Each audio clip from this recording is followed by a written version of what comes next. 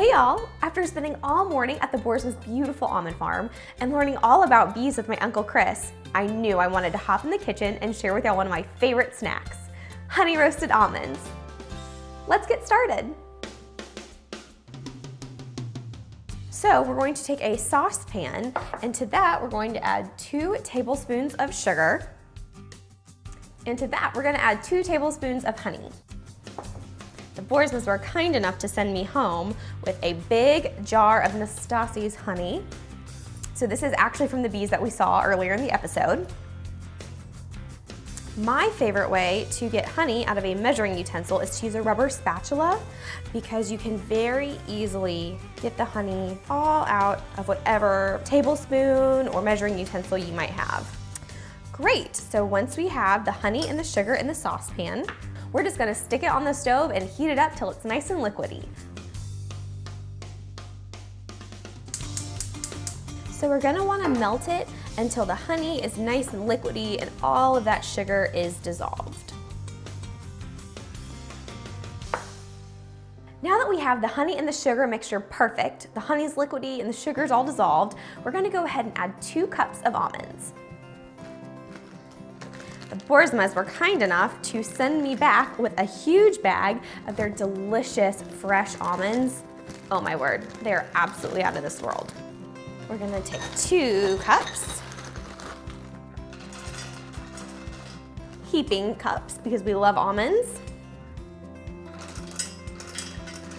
and add them right to our honey. And then we are just going to stir to make sure everything gets all nice and combined. And if yours kind of starts to do this where it's seizing up a little bit, just go ahead and put it back on the stove top to get that honey liquidy again so that it easily coats all of the almonds.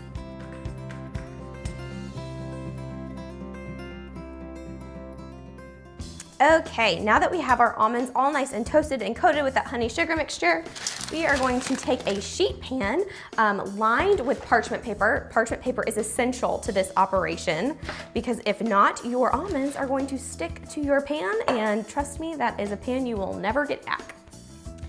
So we are just going to spread these out in a single, well, as single of a layer as you can possibly get.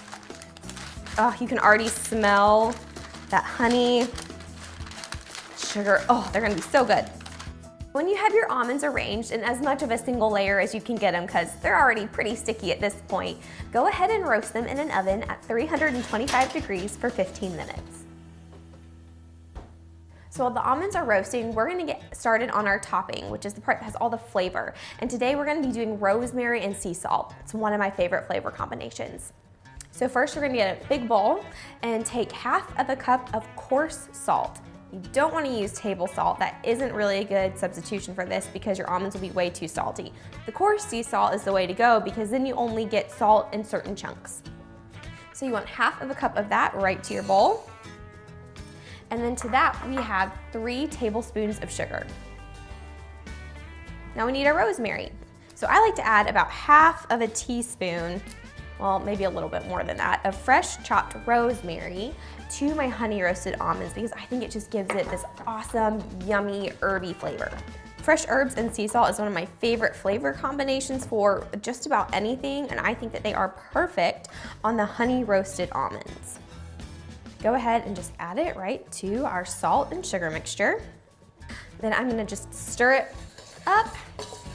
Oh, you can smell that fresh rosemary. It smells absolutely divine. Perfect. Now all we have to do is wait for our almonds to finish roasting to mix them in. So our almonds have just been in the oven roasting for 15 minutes and now they're all nice and perfectly toasted.